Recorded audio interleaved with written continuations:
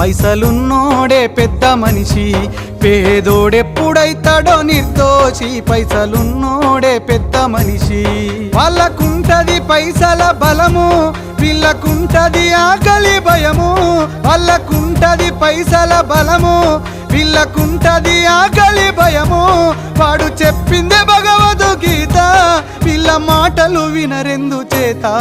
పైసలున్నోడే పెద్ద మనిషి, పేదోడెప్పుడైతాడో నిర్దోషి. పైసలున్నోడే పెద్ద మనిషి.